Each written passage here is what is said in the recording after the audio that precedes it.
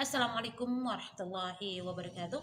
Alhamdulillahirabbil alamin wassalatu wassalamu ala asyrofil mursalin sayyidina Muhammad wa ala alihi wa sahbihi ajmain. Allahumma shalli ala sayyidina Muhammad wa ala ali sayyidina Muhammad. Allahumma shalli ala sayyidina Muhammad wa ala ali sayyidina Muhammad. Allahumma shalli ala sayyidina Muhammad wa ala ali sayyidina Muhammad. Alhamdulillahirabbil alamin. Sahabat, kembali kita ketemu karena beberapa hari ini saya belum membuat video karena ada beberapa kesibukan, dan hari ini saya menyempatkan diri untuk hadir di depan Anda. Semoga video atau yang saya sampaikan pada hari ini atau materi atau pembahasan kita pada hari ini bisa bermanfaat untuk diri saya dan teman-teman. Oke, tetap stay di sini, dan usahakan untuk jangan skip supaya Anda tidak salah paham atas apa yang saya sampaikan. Ya sahabat onlineku dimanapun Anda berada, kali ini saya ingin menceritakan bagaimana pengalaman saya mengalami asam lambung, bagaimana cara mengatasinya, amalan-amalan apa yang saya amalkan sehingga saya bisa terbebas dari penyakit ini. Seperti kita ketahui bahwa asam lambung ini saya lihat kayaknya di Indonesia itu penyakit yang sudah sudah dianggap hal yang biasa, karena di mana-mana kita selalu melihat orang-orang mengalami asam lambung. Entahlah karena mungkin orang-orang Indonesia itu rata-rata tidak menjaga pola makannya, pola hidupnya. Ya, mereka itu sering begadang, tidak memperdulikan, tidak memperhatikan makanannya, kapan sarapan, kapan makan siang. Kadang kita yang para pekerja ini dulu sebelum saya terkena merasa asam lambung ini, parah-parahnya itu saya kadang sarapan itu kesamaan dengan makan siang tanpa saya perhatikan efeknya, akibatnya. Karena bagi kita itu biasa-biasa aja, tapi beberapa tahun setelahnya itu kita akan merasakan akibatnya. Karena itu bagi teman-teman yang yang yang belum merasakan penyakit ini, saya harapkan untuk menjaga lambung Anda, karena menjaga lebih baik daripada mengobati. Nah sahabat, awal saya mengalami asam lambung itu adalah ketika saya tidak memperhatikan pola makan saya dan pola hidup saya. Sering begadang, kadang karena saya jualan, saya sering begadang sampai tengah malam, saya sampai jam 1, pernah kadang sampai jam 2 untuk membuat bahan jualan untuk besok paginya. Dan sarapan pun jarang, saya kadang sarapan dengan roti atau atau gorengan lah. Dan beberapa bulan setelah itu ternyata akibatnya fatal. Saya mengalami asam lambung parah 1 tahun lamanya. Nah, bagaimana cara saya mengatasi semua itu? Saya berobat ke dokter, saya meminum obat-obat herbal, beberapa obat herbal yang saya konsumsi, tapi ternyata belum ada perubahan.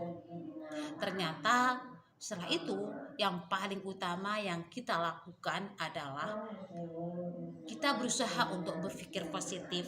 Ya, intinya gini ya, apapun yang saya minum ya waktu itu, obat bolak-balik ke dokter, terus obat herbal macam saya beli, sebuah herbal alami, ternyata tidak punya efek sama sekali terhadap perkembangan kesehatan lambung saya.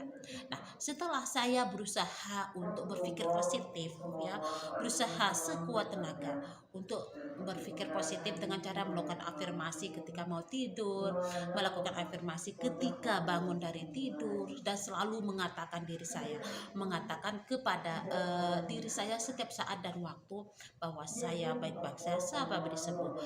Yakinlah, ya, saya berusaha untuk yakinkan diri saya bahwa saya baik-baik saja, saya pasti sembuh selalu. Setiap aktivitas saya mengatakan seperti itu. Pernah saya trauma waktu itu saya pergi ke sawah, ya biasalah saya kan seorang petani, ya bekerja di sana lah, saya kambuh.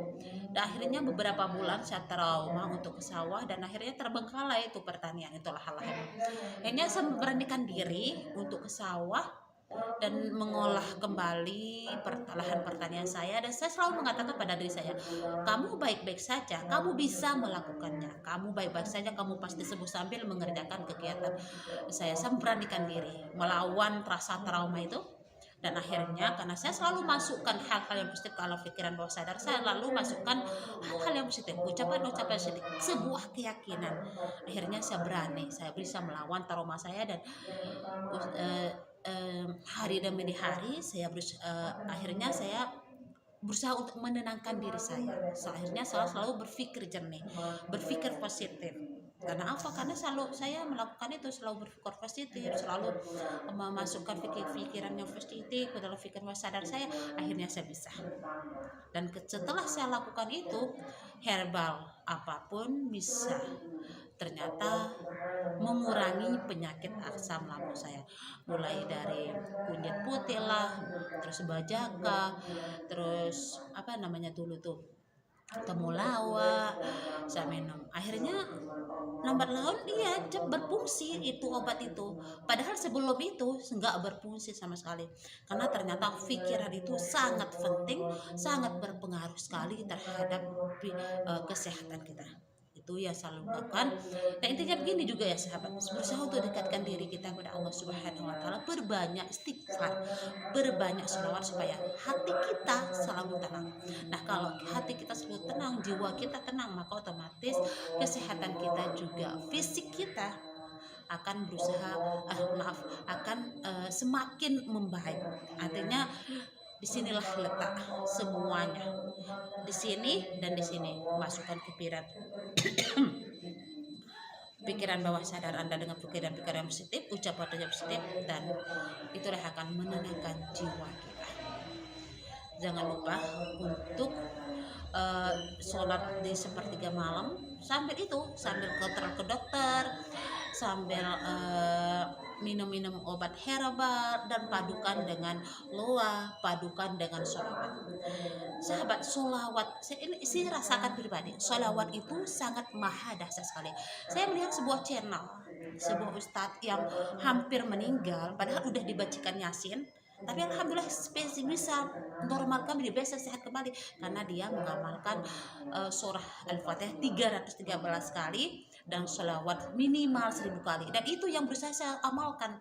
Saya awalnya minimal membaca sholawat Jibril 1000 kali, sallallahu alaihi Muhammad, sallallahu alaihi Muhammad, sallallahu alaihi wasallam, terlalu baca apapun yang saya lakukan, aktivitas apapun saya selalu baca, kecuali jangan di WC atau kamar mandi, tidak boleh itu ya. Walaupun, nah ini bagi teman-teman wanita yang walaupun kita head itu kan, kita datang mulai itu kita nggak boleh baca Al-Quran. Nah ini amal yang dahsyat yang sangat cocok sekali untuk kita para hawa, yaitu sholawat, istighfar, sholawat sallallahu alaihi Muhammad, sallallahu alaihi Muhammad. Kita masak, kita pakai muat, kita baca aja. Kalau kita sudah baca, insya Allah Allah akan mudahkan jalan kita tanpa kita meminta. Allah sudah tahu apa yang kita butuhkan daripada kita inginkan. Yang penting kita amalkan, niatkan hanya kepada Allah Subhanahu wa taala, ridho Allah Subhanahu wa taala. Ya Allah, semoga dengan berkah sholawat ini Allah Engkau angkat penyakitku ya Allah. Semoga dengan berkah sholawat ini Engkau mudahkan semua urusanku ya Allah. Insya Allah Allah akan mudahkan semuanya. Serahkan semuanya kepada Allah dengan cara sering-sering membaca sholawat.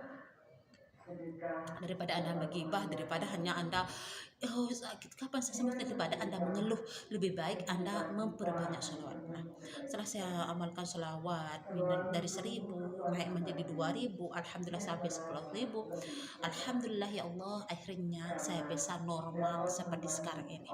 Dulu udah gemuk saya jadi kurus kering 53, 7 kilo drastis. turun berat badan saya. Itulah kedahsyatan sholawat sahabat. Ya, jangan ragu, berusahalah mencoba dari sekarang. Jangan katakan sholawat itu masa kita niatkan dunia karena sholawat. Ya, baca aja sholawat, Allah akan tahulah apa yang terbaik buat kita. Ya, Allah akan melancar rezeki kamu. Nah, awalnya kan aku ingin ingin sembuh, baca sholawat itu ingin sembuh dari asam lambung. Ternyata di balik itu Allah mudahkan rezekiku, Allah membuka selebar-lebar jalan. Aku lulus P3K, aku pindah buat beli motor, buat dapur. Kalau bukan itu niatku, bukan, tapi Allah itu mendatangkan, karena Allah itu yang terbutuh. Allah akan butuhkan, datangkan apa yang kita butuhkan tanpa kita berniat seperti itu. Ayo sahabat, mulai dari sekarang selalu baca istighfar, selalu baca sholawat Jibril fil fenda. Dan kalau memang Anda masih kayak berat gitu, bacalah misalnya 11 kali setelah selesai sholat. Atau gini, ini paling ampuh loh, saya rasakan setelah sholat fardu itu kan kita duduk tahiyat terakhir. Nah, udah salam masihlah duduk kita tahiyat itu, bacalah istighfar 100 kali. Setelah itu sholawat, tapi ini harus istighfar. Sholawat Jibril, astagfirullah innahu kana ghafar, astagfirullah innahu kana ghafar, astagfirullah innahu kana ghafar. Setelah itu sallallahu alaihi Muhammad, sallallahu alaihi Muhammad, sallallahu alaihi Muhammad, sallallahu alaihi Muhammad, sallallahu alaihi Muhammad, sampai 100 istighfar 100 kali, sholawat 100 kali. Dan setelah itu baca Allah yasir wala tu'asir, Allah tamim bil khair ya Allah ya hayyu qayyum. Atau minta apa yang kau butuhkan, ya Allah mudahkan urusanku, ya Allah mudahkan rezekiku, ya Allah bla bla bla, begitu. Setelah itu pasrahkan kepada Allah Subhanahu wa taala. Tugas kita ikhtiar, tugas kita berdoa. Setelah itu apapun hasilnya kita harus terima, karena yakinlah bahwa apa yang Allah berikan kepadamu itu yang terbaik untukmu. Oke, terima kasih untuk hari ini, semoga bermanfaat. Ingat, sallallahu alaihi Muhammad 100 kali setelah sholat fardu atau setelah sholat apapun, tapi masih dalam keadaan. Nah sahabat, itulah sekilas tentang cerita saya awal mengalami asam lambung, bagaimana cara mengatasinya, dan amalan apa yang bisa kita amalkan untuk meringankan penyakit kita, untuk menyembuhkan penyakit kita, dan untuk memudahkan urusan kita. Nah sahabat, semoga kita termasuk ahli sholawat dan kita mendapat syafaat dunia dan akhirat. Wabillahi taufiq wal hidayah. Wassalamualaikum warahmatullahi wabarakatuh.